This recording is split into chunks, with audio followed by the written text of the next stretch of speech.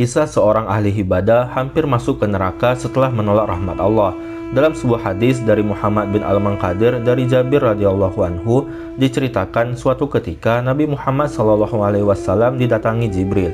Dia kemudian berkata, "Wahai Muhammad, ada seorang hamba Allah yang beribadah selama 500 tahun di atas sebuah bukit yang berada di tengah-tengah lautan.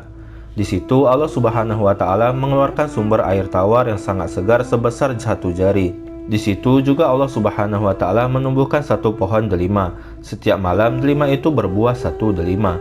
Setiap harinya hamba Allah tersebut mandi dan berwudu pada mata air tersebut. Lalu ia memetik buah delima untuk dimakannya. Kemudian berdiri untuk mengerjakan sholat, dan dalam sholatnya ia berkata, 'Ya Allah, matikalah aku dalam keadaan bersujud dan supaya badanku tidak tersentuh oleh bumi,' dan lainnya, sampai aku dibangkitkan pada hari kiamat dalam keadaan bersujud. Maka Allah Subhanahu wa taala menerima doa hambanya tersebut. Aku, Jibril, mendapatkan petunjuk dari Allah Subhanahu wa taala bahwa hamba Allah itu akan dibangkitkan pada hari kiamat dalam keadaan bersujud. Maka Allah Subhanahu wa taala menyuruh, 'Masukkanlah hambaku ini ke dalam surga karena rahmatku.' Akan tetapi hamba tersebut berkata, 'Ya Allah, masukkan aku ke dalam surga karena amal ibadahku.' Maka Allah Subhanahu wa taala menyuruhnya lagi, 'Masukkan hambaku ini ke dalam surga karena rahmatku.' Akan tetapi hamba tersebut berkata lagi, 'Ya Allah, masukkan aku ke dalam surga karena amal ibadahku.'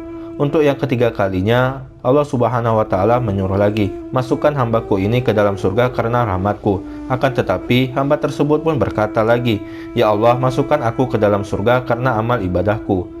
Maka Allah Subhanahu wa taala menyuruh malaikat agar menghitung seluruh amal ibadahnya selama 500 tahun dengan nikmat Allah yang telah diberikan kepadanya. Setelah dihitung-hitung, ternyata kenikmatan Allah Subhanahu wa taala tidak sebanding dengan amal ibadah hamba tersebut selama 500 tahun. Maka Allah Subhanahu wa taala berfirman, 'Masukkan ia ke dalam neraka.' Maka ketika malaikat akan menariknya untuk dijebloskan ke dalam neraka, hamba tersebut berkata lagi, 'Ya Allah, masukkan aku ke dalam surga karena rahmat-Mu.'